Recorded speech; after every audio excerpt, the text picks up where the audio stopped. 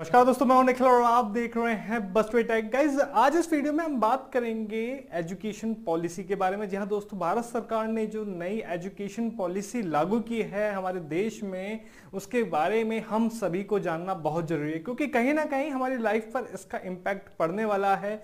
और काफ़ी सारे व्यूअर्स मुझसे ऐसे भी जुड़े हुए हैं जो स्टूडेंट हैं, जो अभी आगे की पढ़ाई अपनी कर रहे हैं, 10th में हैं, 12th में हैं, 8th में हैं, काफ़ी सारे स्टूडेंट हैं। तो क्या उनकी लाइफ पे इम्पैक्ट पड़ेगा? साथ ही साथ जो 11th 12th कंप्लीट कर चुके हैं और जब कॉलेज में आएंगे तो क्या उनकी लाइफ पे इम्पैक्ट पड़ेगा? ये सारी चीजें हमको पता होनी चाहिए, क्योंकि एजुकेशन पॉलिसी का सीधे सीधे इम्पैक्ट हमारी लाइफ पे पड़ेगा और काफी सारी चीजें चेंजेस हुई हैं। तो हमारी फ्यूचर जनरेशन की पढ़ाई कैसे होने वाली है, इसके बारे में भी हमको जान लेना चाहिए। तो सभी व्यूअर्स के लिए ये वीडियो डेफिनेटली हेल्प करेगा, क्योंकि मैं आपको इस वीडियो में एजुकेशन पॉलिसी के बारे में हर एक पॉइंट यहाँ पे बताने वाला हूँ। क्योंकि काफी सारे कमेंट मेरे पास आए थे कि एजुकेशन पॉलिसी के बारे में वीडियो बनाएं और इसके बारे में हमें डिटेल में बताएं कि एक्चुअल में है क्या। तो कैसे चलिए शुरू करते हैं बिना देरी किए हुए।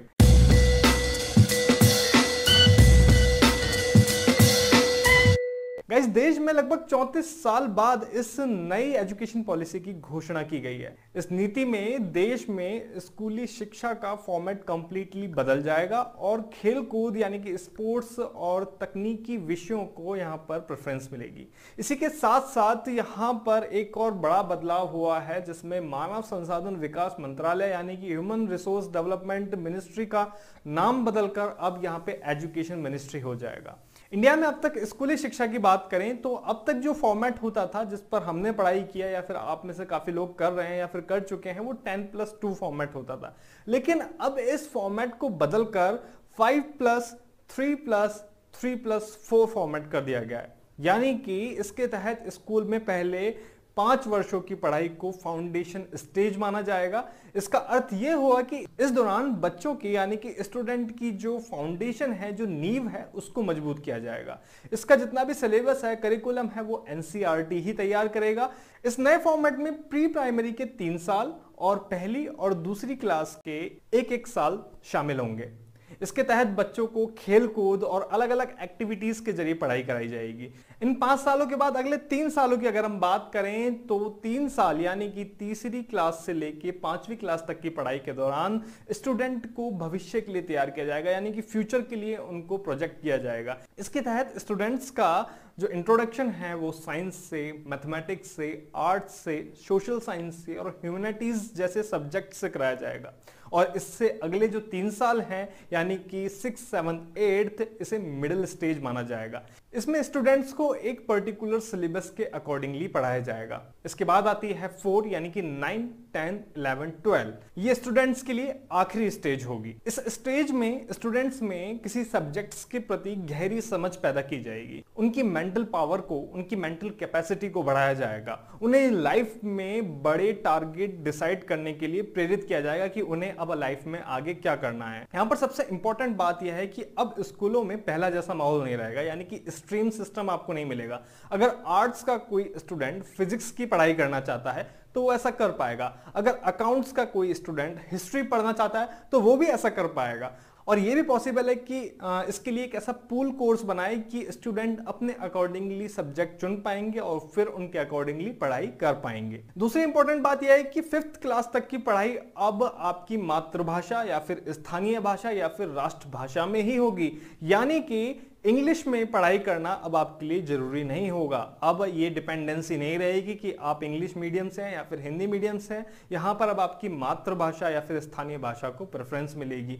स्कूलों के लिए भी यहाँ पर एक चीज तय कर दी गई है कि जैसे पहले होता था हिंदी मीडियम स्कूल के बच्चे, इंग्लिश मीडियम के स्कूल के बच्चे, अब स्कूलों के लिए भी यहाँ पर स्कूलों का इंग्लिश मीडियम होना जरूरी नहीं रहेगा। 6th क्लास से बच्चों को कंप्यूटर कोडिंग और टेक्निकल चीजें सीखने का मौका मिलेगा, जो कि उनके स्किल्स को बचपन से ही फाउंडेशन को मजबूत करने में हेल्प करेगा।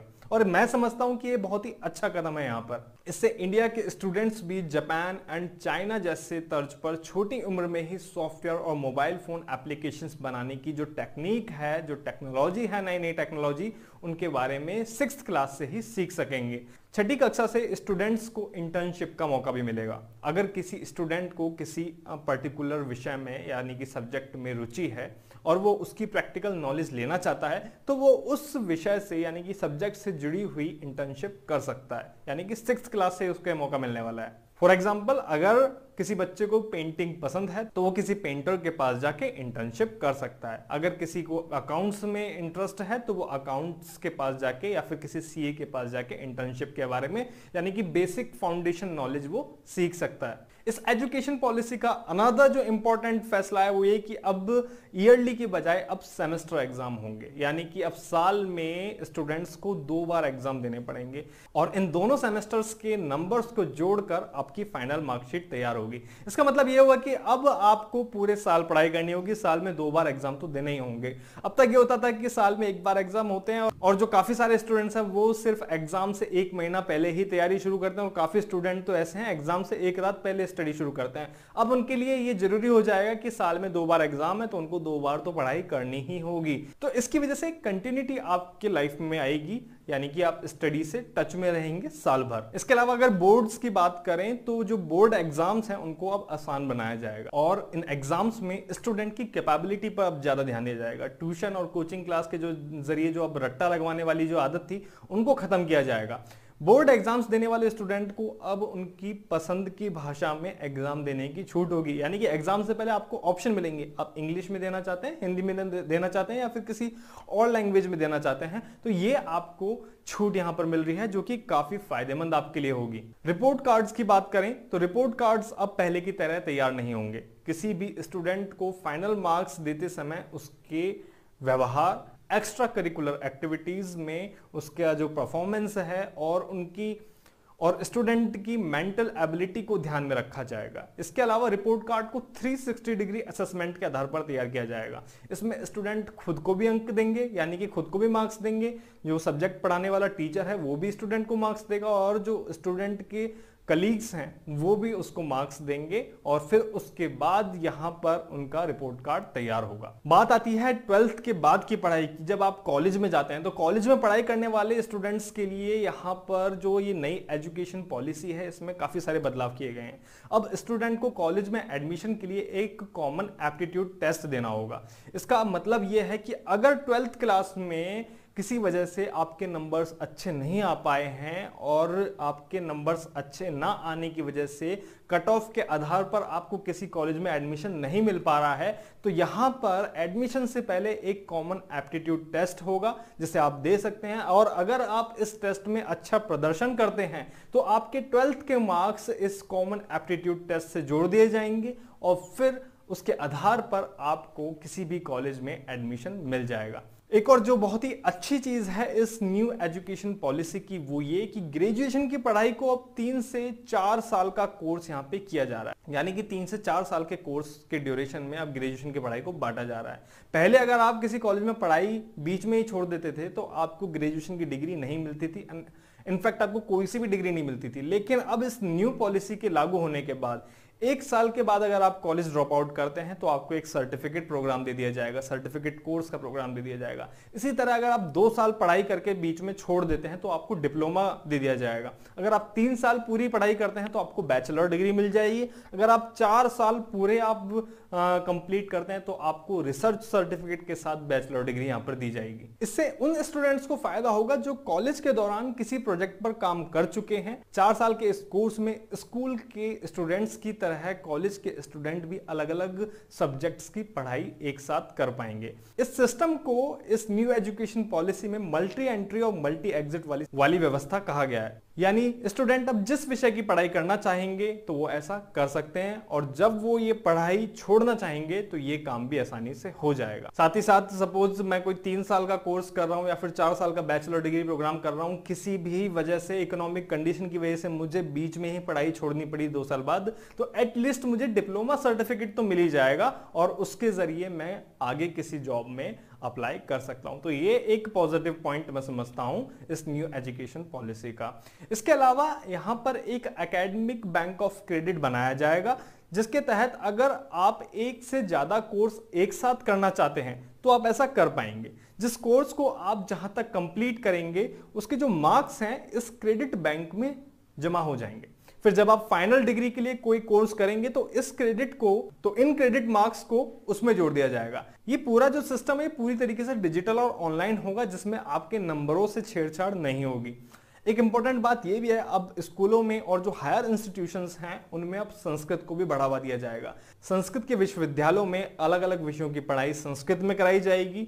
स्कूल और कॉलेज में भी संस्कृत की पढ़ाई पर जोर दिया जाएगा। बात करते हैं अब आईआईटीज की। आईआईटीज की जो एजुकेशन सिस्टम है उसको पहले से भी ज्यादा अब समग्र बनाया जाएगा।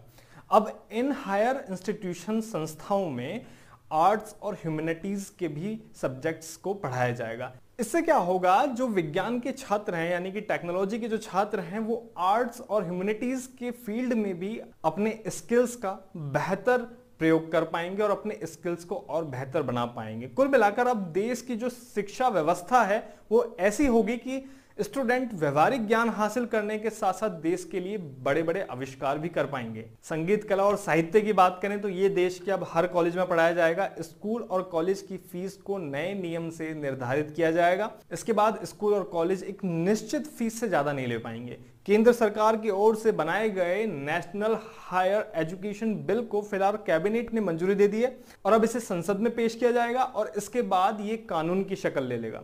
फिर राज्य सरकारों को भी इस पर कानून बनाकर इसे लागू करना ही होगा। जैसा कि मैंने आपको बताया, इसी शिक्षा नीति की घोषणा के साथ जैसा कि मैंने आपको बताया, मानव संसाधन विकास मंत्रालय का नाम बदलकर शिक्षा मंत्रालय कर दिया जाएगा। ये जो नई एजुकेशन पॉलिसी है इसको सिर्फ ऐसे ही तैयार नहीं किया गया है। इसके लिए लगभग 2 लाख से ज्यादा लोगों का ओपिनियन यहाँ पे लिया गया है और इसी के बाद इस नई पॉलिसी की घोषणा की गई है। तो ये जो नई एजुकेशन पॉलिसी है, अगर आप ये सोच रहे हैं कि कब से लागू होगी, तो 2021 से 2022 के एकेडमिक सेशन तक ये पूरी तरीके से लागू हो जाएगी। तो गाइज ये था पूरा नई एजुकेशन पॉलिसी जो सरकार ने लागू की है, जिसके बारे में हमें जानना चाहिए। तो मुझे लगता है कि इस एजुकेशन पॉलिसी से जो स्किल बेस्ड स्टूडेंट हैं वो अब आगे स्किल्स के साथ आगे निकलेंगे। बाकी आपकी क्या राय है इस न्यू एजुकेशन पॉलिसी के बारे में, आप मुझे कमेंट करके बताएं और आपकी राय में इस एजुकेशन पॉलिसी का चेंज होना कितना जरूरी था वो भी आप मुझे कमेंट करके बताएं।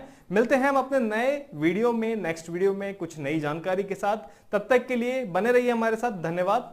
जय हिंद।